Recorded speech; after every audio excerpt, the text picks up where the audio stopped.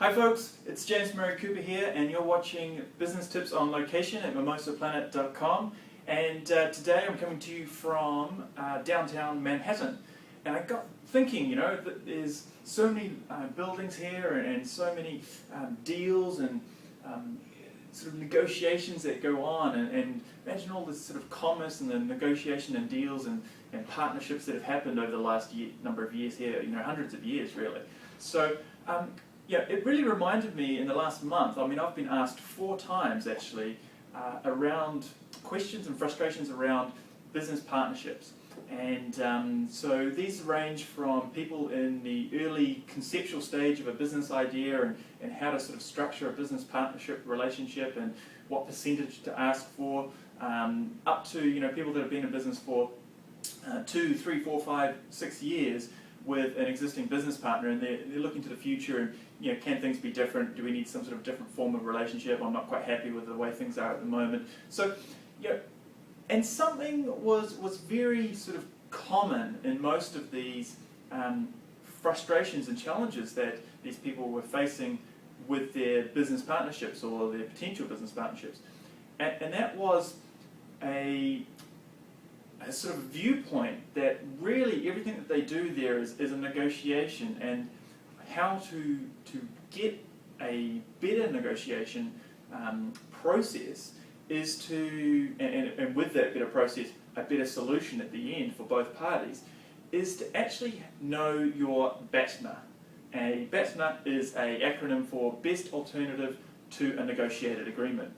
Basically, it's just simply saying, what you should have set aside as your best alternative or your best option if you can't work out a solution with your business partner.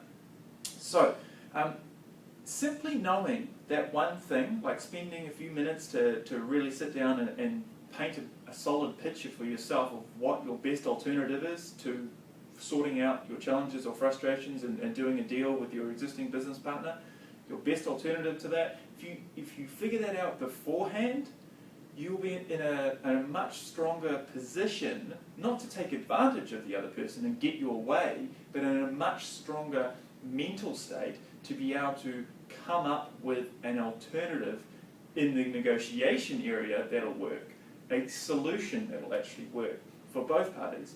You see, I seem to think that a best alternative, knowing that best alternative outside of your business relationship, helps you to feel certain and sort of confident and sure that you already know a potential option. And so what that does is it means that you'll be less likely to come into the talk that you're going to have with your business partner about your frustration and your challenge and trying to hammer home your point of view from an emotional perspective. If you do that, often what happens is the other party has their own objectives and their point of view and their perspective, and they'll come back with their point of view and try and justify the reasons why that is. And then you end up with these two sort of opposing parties that sort of end up making the matter even worse.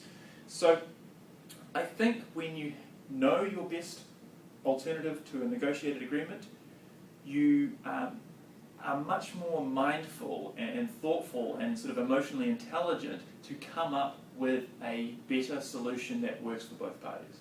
So the simple takeaway action point today is know your BATNA if you're going into negotiations with your business partner. If you're frustrated or you've got a challenge with something that's going on at the moment, you have to solve that and to move forward.